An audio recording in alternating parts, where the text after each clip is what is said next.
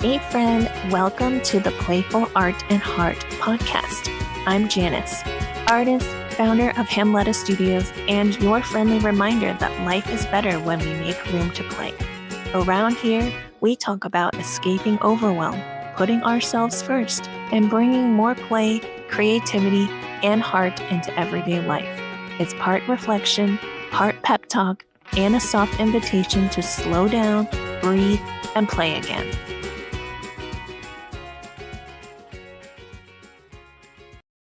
What if the thing standing between you and your creativity isn't talent? It's a blank page. And what if that blank page is actually a gift? Let's talk about something that might be quietly holding you back. Perfectionism. That voice that says, I'm not artistic enough. I'll start when I'm better. I'll create when I know what I'm doing. That voice is a liar. And today I want to offer you the antidote: art journaling. Here's the thing about an art journal: it's meant for your eyes only. It's not a stage for you to perform on. It's not meant to be some beautiful masterpiece you'll hang in a gallery, submit to a contest, or even offer up to be judged by an art critic. No, an art journal is a playground, a lab, a training ground, a safe haven where you can think new thoughts, explore new techniques, and finally crack open those art supplies you've been saving for the right moment. Think about a child at a playground. She's digging in the sandbox. She's figuring out new tricks on the monkey bars. She's bouncing on that wobbly bridge and spinning on the merry-go-round, completely lost in the joy of it. No agenda, no audience, no outcome she's working toward, just pure, unfiltered play. Now think about a scientist in her lab. She walks through the world asking curious questions. How, where, when, why, what if? She designs experiments. She forms hypotheses. She's gathering evidence. She's up late, madly scribbling notes and testing new theories, completely absorbed in the process of discovery. So, what's that equivalent for an artist? For a creatively driven soul? It's an art journal.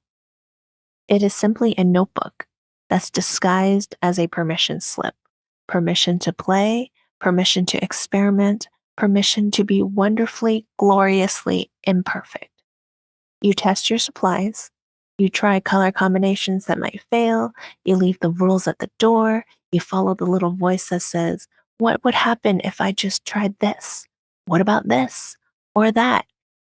And you don't worry about where it leads because the destination isn't the point. The journey is. Here's a question I want you to sit with. Would you ever look at a kid on a playground and say, well, if you don't have something to show for it at the end of recess, then it was a waste of time? No, of course not. You'd never say that to a child. You'd cheer her on. You'd let her play. So I want you to ask yourself, why would you say that to yourself? And when you let that inner critic take the wheel, you are caving to a bully. You deserve so much better than that. You are a unique, beautiful, creative soul with so much to express, so much that has been waiting patiently inside of you. And I know that if you release perfectionism's grip, you will create, you will play, and you're going to grow into the artist you were always meant to become. Now, let me paint you a picture. Fast forward into the future. Imagine you kept that beautiful notebook. You bought it with such good intentions, but you never began. You let it sit for days, weeks, months, maybe years, and one day your future self digs it up. She sighs, she flips through the empty pages, and she wonders why she didn't do anything with them. It's heartbreaking, isn't it? Because you were incapable? Not because you were incapable, but because you were scared? Too scared to make that first mark? And so literally no marks were made? And a perfectly good notebook collected dust on a shelf holding the weight of all those unlived creative dreams.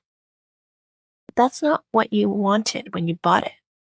When you bought that notebook, you had dreams. You imagined colorful pages, messy brushstrokes, little sketches, big feelings, observations, creative ideas, ideas for stories, for projects, for a version of yourself that felt more alive and more you.